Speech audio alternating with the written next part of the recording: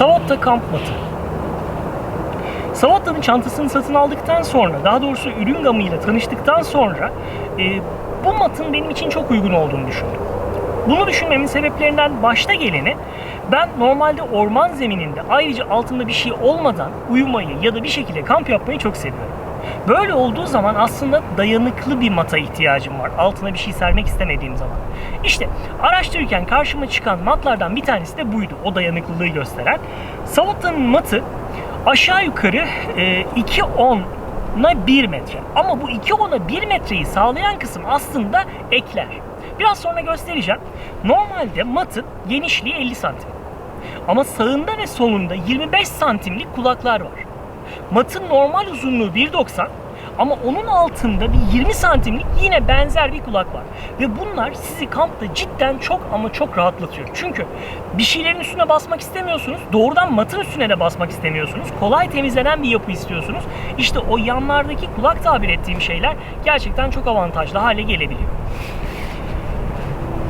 Daha sıkıştırılarak aslında katlanabilirdi ama ben çok uğraşmadım ve bu haliyle gördüğünüz gibi gayet taşınabilir. Evet, küçük olduğunu söyleyemem, çok hafif olduğunu da söyleyemem ama taşınabilir olduğunu söylemeye hakkım var.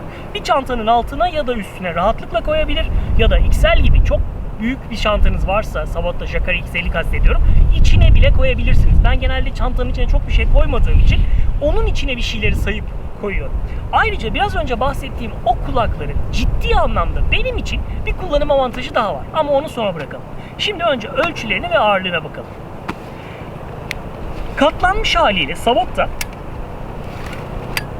dediğim gibi 50 santim ama bu kenarların hafif dışarıdan çıkması ve katlanma payını düşünürseniz şu an 51 santime denk geliyor.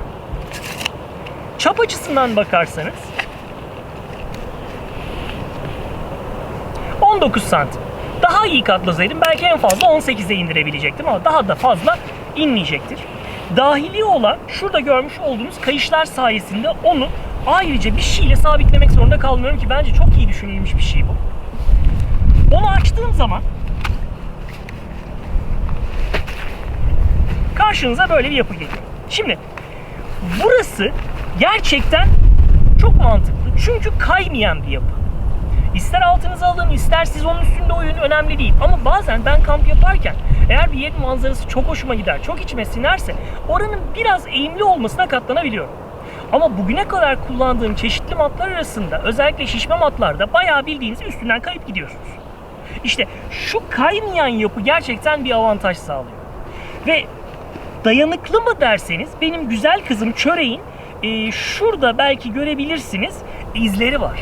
Bayağı bir çabaladı ama bunu yırtmayı beceremedi. Dolayısıyla bence gerçekten başarılı bir ürünmüş, sağlam bir ürünmüş diyebilirim. Biraz önce bahsettiğim o kulaklar bunlar. Bunların sağlamlığını gösterebilmek, test edebilmek adına çok iri yarı adamlar onlara tutunarak arkadaşlar bir şekilde barfix çekiyorlar. O kadar sağlam çünkü. Ben bugüne kadar kullanırken bir dezavantajını gördüm mü? Evet, aslında gördüm. Şu anda siz de görüyorsunuz. Şuralarda atmalar var. Bu niye olur, nasıl olur ya da böyle bir üründe olmalı mı bilmiyorum. Ben kendi adıma söyleyeyim. Eğer bir şeye çok para verirsem ondan beklentim büyüktür. Dolayısıyla da böyle şeylerin olmamasını isterim. İşte bu noktada bu atmalar beni rahatsız ediyor. Bu atmalar sökülmeye sebep oldu mu derseniz yaklaşık 6-7 aydır benimle. Hayır, sökülmeye sebep olmadı. Ama yavaş yavaş küçük küçük atıyorlar. Onu açtığım zaman arka kısmı yanlarda görmüş olduğunuz yapı ile birebir aynı. Bu yan kısımlar 25 santim. Aynen öyle, hatta 26 santim. Uzunluğuna bakarsak 2 metre. Şimdi firma der ki ben 1.90'lık bir yapı yaptım. Altına da 20 santim ek koydum. Şimdi bahsettikleri kısım şu içinde.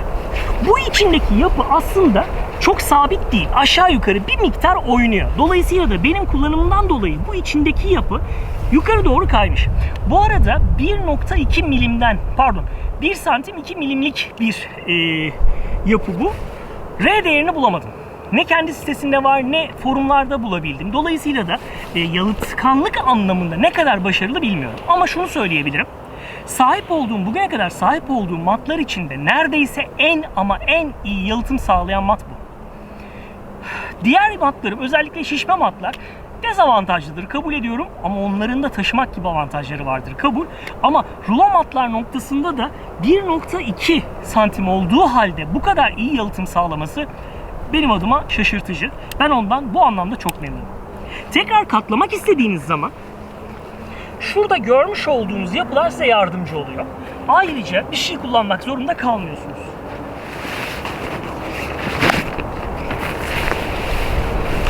Önce bunları içe alıyorsunuz, sonra katlayarak gidiyorsunuz. Ama bunu yapmadan önce size göstermek istediğim bir şey var.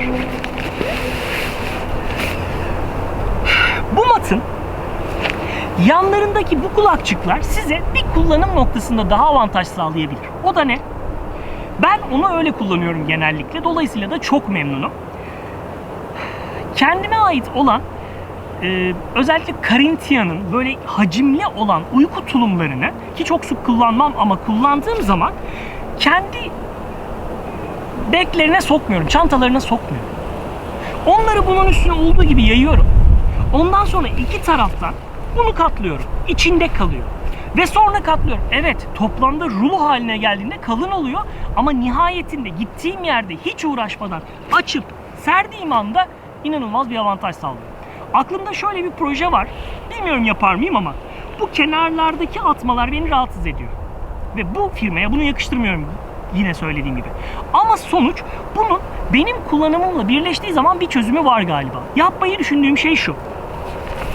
Bir ara boydan boya bu kısma ve bu kısma bir fermuar taktıracağım. Dişi ve erkek. Sonra da araya zaten kullanmayı sevdiğim şekilde uyku tulumumu atacağım. Ardından da bir ucundan başlayıp fermuarı çekerek gideceğim. Böylece uyku tulumu zaten içinde hapsolmuş olacak. Katladığım zaman da evet hacim olarak büyüyecek ama sonuçta uyku tulumunun hacmini de içinde barındırıyor olacak. Hepsi bir araya geldiğinde bence çok ama çok başarılı bir kullanım sağlayacaklar. Hem de şu kenarlardaki bu atmalardan kurtulacağımı umuyorum.